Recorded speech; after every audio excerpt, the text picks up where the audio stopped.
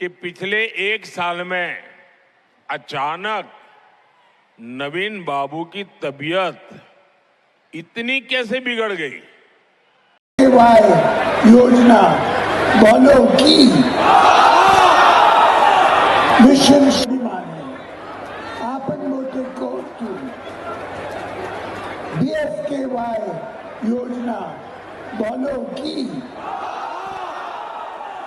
Mission शक्ति। மோடிக்கு உண்மையாகவே அக்கறை இருந்தால் அவர் நேரம் ஏன்ட்ட தானே பேசியிருக்கணும் அப்படின்னு மோடிக்கு தகுந்த பதிலடியை கொடுக்குற விதமாக ஒடிசாவினுடைய முதல்வர் பிஜு ஜனதா தளத்தினுடைய தலைவருமான நவீன் பட்நாயக் ஒரு பதிலடியை கொடுத்திருக்கிறாரு. சமீப காலமாகவே ஒடிசா அரசியலும் தமிழ்நாடு அரசியலும் தொடர்புபடுத்தி சர்ச்சைக்குரிய வகையில் பேசப்பட்டு இருக்கு. அதற்கு காரணம் அங்கே இருக்கக்கூடிய VK பாண்டியன் அப்படிங்கிறவர் தமிழகத்தை பூர்வீகமாக கொண்டவர். ஸோ இதன் அடிப்படையில் தான் முதல்வருக்கு ரொம்ப நெருக்கமாக இருக்கிறாரு. அடுத்ததாக ஒடிசாவை அவர் ஆள்வதற்கான வாய்ப்பு இருக்கு. ஒடிசாவை ஒரு தமிழர் ஆள்வதா அப்படின்னு சமீப காலமாகவே VK பாண்டியனையும் ஒடிசா அரசியலையும் தமிழ்நாட்டு அரசியலையும் இணைத்து சர்ச்சைக்குரிய வகையில் கருத்துக்கள் பரப்பப்பட்டிருந்தது. இந்த நிலையில தான் நவீன் பட்நாயக்கனுடைய உடல்நிலை மோசமடைந்தது குறித்து விசாரணை நடத்த போறதா தெரிவித்த பிரதமர் மோடிக்கு நவீன் பட்நாயக் அதிரடியாக பதிலளிச்சிருக்கிறாரு. இந்த 2 வீடியோ காட்சிகளும் சமூக வலைதளங்களில் ரொம்பவே வைரலாக போயிட்டு இருக்கு. ஒடிசா மாநிலத்தை பொறுத்த வரைக்கும் மக்களவை தேர்தலோடு சட்டமன்ற தேர்தலும் நடக்க போகுது. அங்கே 25 வருடங்களாக ஆட்சியில் இருக்கிற நவீன் பட்நாயக் தலைமையிலான பிஜு ஜனதா தளத்துக்கும் பாஜகவுக்கும் கடுமையான போட்டி நிலவிட்டிருக்கு. நவீன் பட்நாயக்கினுடைய நெருக்கமான உதவியாளரான VK பாண்டியன் IAS பதவியை ராஜினாமா செஞ்சுட்டு பிஜு ஜனதா தளத்தில் இணைந்து நடப்பு தேர்தலில் அவருக்கு உற்ற துணையாக இருந்துட்டுருக்கிறாரு. இதனால் நவீன் பட்நாயக்கை விட VK பாண்டியன் தான் அதிகமாக பாஜகவினரால் குறிவைக்கப்படுறாரு. VK பாண்டியன் திரைமறைவில் ரிமோட் கண்ட்ரோலில் ஆட்சி நடத்திட்டு இருக்கதா அவர் மீது பாஜகவினர் தொடர்ந்து குற்றம் சாட்டிட்டு இருக்கிறாங்க. ஒடிசாவை ஒரு தமிழர் ஆள நினைப்பதா அப்படின்னு பிரதமர் மோடி, அமித்ஷா உள்ளிட்ட எல்லாரும் பேசிகிட்டு இருந்தாங்க. அது மட்டும் இல்லாமல் தமிழ்நாட்டில் இருக்கக்கூடிய கான்ட்ராக்டர்கள் மூலமாக தான் VK பாண்டியன் அங்கே இயங்கிக்கிட்டு இருக்கிறாரு. அங்கே இருக்கக்கூடிய பொருட்கள் எல்லாம் கான்ட்ராக்டர் மூலமாக இங்கே வருது அப்படின்ற வகையில் தமிழக அரசியலுக்கும் ஒடிசா அரசியலுக்கும் மறைமுக தொடர்பு இருப்பதாக ஸ்மிருதி இரானியும் சமீபத்தில் ஒரு பரப்புரையில் பேசியிருந்தாங்க. இந்த நிலையில தான் ஒடிசா மாநிலம் பாரிப்படாவில் நடந்த பொதுக்கூட்டத்தில் பேசியிருந்த பிரதமர் மோடி நவீன் பட்நாயக்கினுடைய உடல்நிலை திடீர்னு மோசமடைந்ததன் பின்னணியில் ஏதோ சதி இருக்கா, அவரது உடல்நிலை திடீரென மோசமடைய அவர் சார்பாக தற்போது பட்நாயக் அரசை நடத்துகிற லாபி தான் காரணமா அப்படின்னுலாம் கேட்டிருந்தாரு. இதற்கு காரணமாக என்ன சொல்லப்படுது அப்படின்னா, சமீபத்தில் நவீன் பட்நாயக் பரப்புரையில் ஈடுபட்டு பேசிக்கிட்டு இருந்த பொழுது அவர் நின்று அந்த கூட்டத்தில் பேசிகிட்டு இருக்கிறாரு. அப்போது அவருடைய கைகள் எல்லாமே நடுங்குது.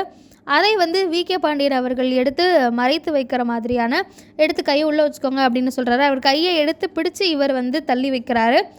அதே மாதிரி அவர் வயது முதிர்வின் காரணமாக அவருடைய கைகள் நடுங்கிறது, மெதுவாக நடக்கிறது, கால் நடுங்கிறது, இந்த மாதிரியான விஷயங்கள்லாம் இருக்குது.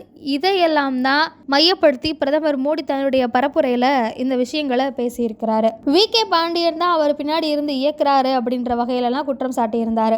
அது மட்டும் இல்லாமல் ஒடிசாவில் பாஜக ஆட்சி அமைந்தால் நவீன் பட்நாயக்கினுடைய உடல்நிலை மோசமடைந்ததற்கான காரணத்தை கண்டறிய ஒரு குழுவை அமைப்போம் அப்படின்னும் சொல்லியிருக்காரு. ஸோ அந்த விஷயத்துக்கு தான் உடனடியாக ஒரு வீடியோ வெளியிட்டு பதிலடி கொடுத்துருக்கிறாரு நவீன் பட்நாயக். அந்த வீடியோவில் அவர் என்ன சொல்லியிருக்கா அப்படின்னா, என்னோடய உடல்நிலை மோசமாக இருக்கிறதாகவும் அதை பற்றி விசாரணை நடத்த போகிறதாகவும் பிரதமர் மோடி பேசியிருக்காரு. என்னுடைய உடல்நிலை குறித்து பிரதமர் மோடி ரொம்பவும் அக்கறை வச்சுருந்தார், உண்மையாகவே அக்கறை வச்சுருந்தார் அப்படின்னா ஒரு நல்ல ஃப்ரெண்டாக இல்லை ஒரு நல்ல மனிதராக அவர் செய்ய வேண்டியதெல்லாம் ஒரு ஃபோன் எடுத்து என்கிட்ட பேசி என்னுடைய உடல்நிலை குறித்து எப்படி இருக்கீங்கன்னு என்கிட்ட தான் கேட்கணும். அதை விட்டுட்டு கடந்த 10 ஆண்டுகளாக என்னுடைய உடல்நிலை குறித்து டெல்லி மற்றும் ஒடிசாவை சேர்ந்த பாஜகவினர் தொடர்ந்து வதந்தியை மட்டும்தான் பரப்பிட்டுருக்காங்க. நான் ரொம்ப நல்லா இருக்கேன் அப்படின்னு பிரதமர் மோடிக்கு சொல்லிக்கிறேன். கடந்த 1 மாதமாக ஒடிசாவில் தேர்தல் பிரச்சாரம் செஞ்சிட்ருக்கேன். இந்த மாதிரி வதந்திகளை பற்றி பேசுகிறதுக்கு பதிலாக பல வருஷமாக நாங்கள் கேட்டுட்ருக்கிற சிறப்பு அந்தஸ்துக்கான எங்களுடைய கோரிக்கையை நிறைவேற்றி இருக்கலாம் அப்படின்னு ரொம்பவே காட்டமான ஒரு பதிலடியை கொடுத்திருக்கிறாரு.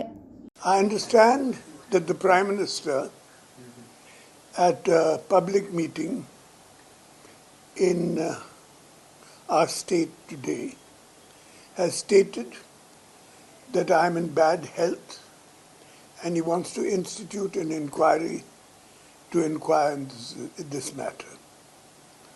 If he was so concerned about my health, and he has stated publicly before that I'm a good friend of his.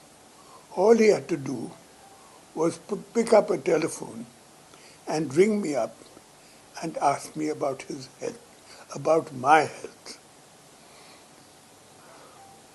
I understand there are a number of people of the Bharatiya Janata Party from Odisha and Delhi who have been spreading this rumor about my health for the last 10 years. Let me assure the Prime Minister that I am in perfect health and I have been campaigning in our state for the last month.